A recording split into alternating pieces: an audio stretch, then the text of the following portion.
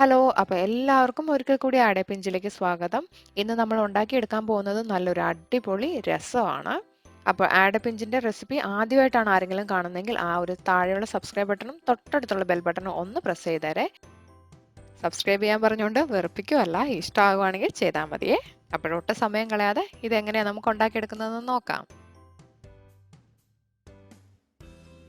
അപ്പോൾ നമ്മുടെ രസത്തിന് വേണ്ടി ഞാനിവിടെ ഒരു വലിയ തക്കാളി എടുത്തിട്ടുണ്ട്.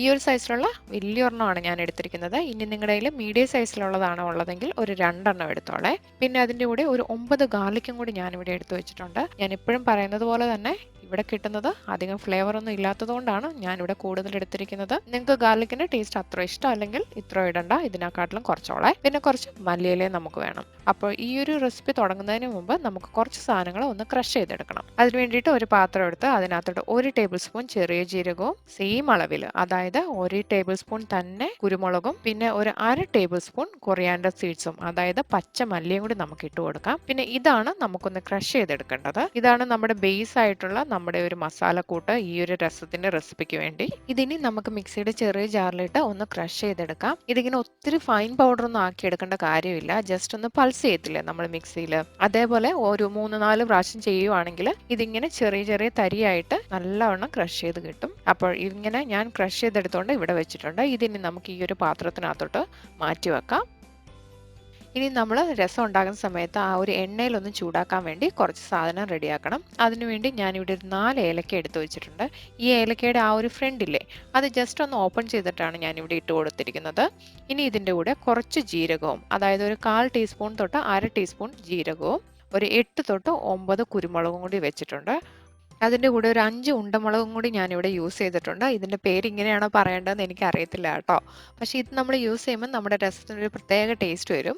അതുകൊണ്ടാണ് ഞാനിവിടെ എടുത്തിരിക്കുന്നത്. ഇനി ഇത് നിങ്ങളുടെ കയ്യിൽ ഇല്ലെങ്കിൽ ഇതിന് പകരമായിട്ട് വറ്റൽമുളകാണെങ്കിലും യൂസ് ചെയ്തോളെ. ഇനി ഇതും നമുക്ക് മാറ്റി വെക്കാം.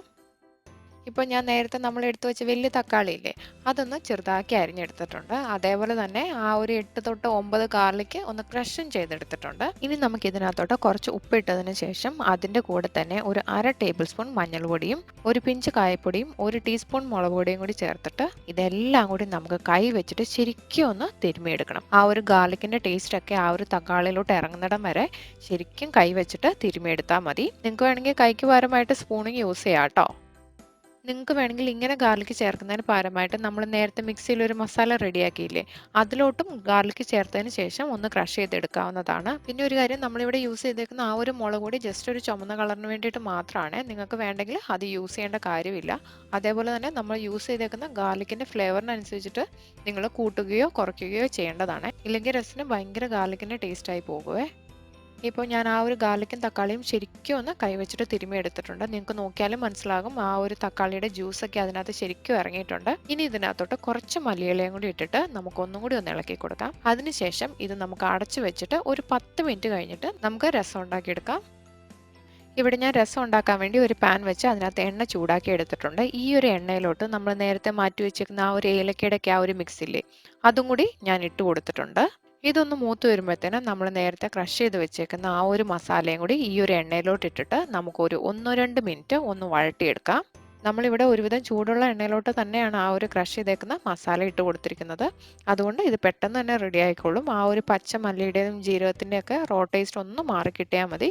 ഇപ്പോൾ ഇതും റെഡി ആയിട്ടുണ്ട്. ഇതിനകത്തോട്ട് നമുക്ക് നേരത്തെ മാറ്റി വെച്ചേക്കുന്ന ആ ഒരു തക്കാളിയുടെ മിക്സില്ലേ, അതും കൂടി ഇട്ട് കൊടുത്തിട്ട് ശരിക്കും ഒന്ന് വേവിച്ചെടുക്കാം. നിങ്ങൾ രസം ഉണ്ടാക്കുന്ന സമയത്ത് കായത്തിൻ്റെ ടേസ്റ്റ് കൂടുതൽ ഇഷ്ടമാണെങ്കിൽ നമ്മൾ ആ ഒരു എണ്ണയിൽ ഏലക്കയും മുളകൊക്കെ ഒന്ന് മൂപ്പിച്ചെടുത്തില്ലേ, ആ ഒരു സമയത്ത് ഒരു 2 പിഞ്ച് കൂടുതൽ കായം കൂടി ഇട്ടിട്ട് ഒന്ന് മൂപ്പിച്ചെടുത്താൽ മതി. ഇപ്പോൾ നമ്മുടെ തക്കാളി ശരിക്കും വെന്ത് വന്നിട്ടുണ്ട്. ഇനി ഇതിനകത്തോട്ട് നമുക്ക് കുറച്ച് ചൂടുവെള്ളം ഒഴിച്ചു കൊടുക്കാം. ഞാനിവിടെ തക്കാളി ശരിക്കും വേവിച്ചതിന് ശേഷമാണ് വെള്ളം ഒഴിച്ചു കൊടുക്കുന്നത്. അതുകൊണ്ടാണ് ഞാനിവിടെ ചൂടുവെള്ളം യൂസ് ചെയ്തിരിക്കുന്നത്. അതേപോലെ തന്നെ ഈ ഒരു സമയത്ത് നമ്മൾ ഒഴിച്ചു കൊടുക്കുന്ന വെള്ളത്തിൻ്റെ അളവൊക്കെ നിങ്ങളുടെ ഇഷ്ടത്തിനനുസരിച്ചിട്ട് കൂട്ടുകയോ കുറയ്ക്കുകയോ ചെയ്യാവുന്നതാണ്. അതേപോലെ തന്നെ ഈ ഒരു സമയത്ത് ടേസ്റ്റ് നോക്കിയിട്ട് നിങ്ങൾക്ക് ഉപ്പ് കൂടുതൽ വേണമെങ്കിൽ കൂടുതൽ ഇട്ട് കൊടുക്കണേ. ഞാനിവിടെ ഇപ്പം ടേസ്റ്റ് നോക്കിയപ്പോൾ ഇതിനകത്ത് കുറച്ച് ഉപ്പിൻ്റെ കുറവുണ്ടായിരുന്നു. അതുകൊണ്ട് ഞാൻ കുറച്ചും കൂടി ഉപ്പിട്ട് കൊടുക്കുകയാണ്.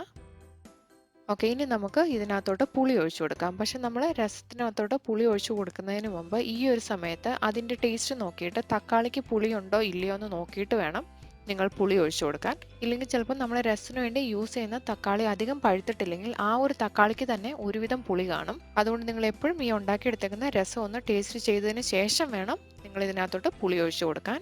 ഇവിടെ ഇപ്പം ഞാൻ യൂസ് ചെയ്യുന്നത് ടാമറിൻ കോൺസെൻട്രേറ്റ് ആണ്. ഇതിൻ്റെ റെസിപ്പി ഓൾറെഡി എൻ്റെ ചാനലിലുണ്ട്. അതേപോലെ തന്നെ ഞാൻ ഡിസ്ക്രിപ്ഷൻ ബോക്സിലും കൊടുത്തിട്ടുണ്ട് അതിൻ്റെ ലിങ്ക്. നമ്മളിങ്ങനെ ടാമറിൻ കോൺസെൻട്രേറ്റ് ഉണ്ടാക്കിയെടുക്കുകയാണെങ്കിൽ കുറേ നാൾ ഒരു കേടും കൂടാതെ ഫ്രിഡ്ജിലിരുന്നോളും. അതേപോലെ തന്നെ എങ്ങാനും പുളി പിഴിയാൻ മറന്നു പോവുകയാണെങ്കിൽ പെട്ടെന്ന് തന്നെ ഫ്രിഡ്ജിൽ നിന്ന് എടുത്തിട്ട് ഇങ്ങനെ യൂസ് ചെയ്യാവുന്നതാണ്. ഇപ്പോൾ ഞാൻ ടേസ്റ്റ് ചെയ്തപ്പം കുറച്ച് കായത്തിൻ്റെ കുറവുണ്ട്. അതുകൊണ്ട് ഞാനിവിടെ ഒരു 2 പിഞ്ച് കായപ്പൊടിയും കൂടി കൂടുതൽ ചേർത്ത് കൊടുക്കുവാണേ. ഇതിൻ്റെ കൂടെ തന്നെ ഒരു 1/4 ടീസ്പൂൺ ഉലുവയുടെ പൊടിയും കൂടി നമുക്ക് ചേർത്ത് കൊടുക്കാം. ഈ ഒരു കായത്തിൻ്റെ ഉലുവയുടെ ഒക്കെ ഒരു പൊടി ചേർത്ത് കഴിയുമ്പം രസത്തിന് ഒരു പ്രത്യേക ഒരു മണവും ടേസ്റ്റൊക്കെ വരുവേ. അതുകൊണ്ട് ഈ ഒരു 2 സാധനം മറക്കരുത്. ഇതിന് ശരിക്കും നമുക്കൊന്ന് തിളപ്പിച്ചെടുക്കാം. ഇപ്പോഴൊരു 10 മിനിറ്റ് കഴിഞ്ഞു. ഇത് ശരിക്കും തിളച്ച് വന്നിട്ടുണ്ട്. ഇതിനകത്തോട്ട് നമുക്കിനി കുറച്ച് മല്ലിയില ഇട്ട് കൊടുക്കാം. അതിനുശേഷം ഒന്നും കൂടി ഒന്ന് തിളപ്പിച്ചെടുക്കാം.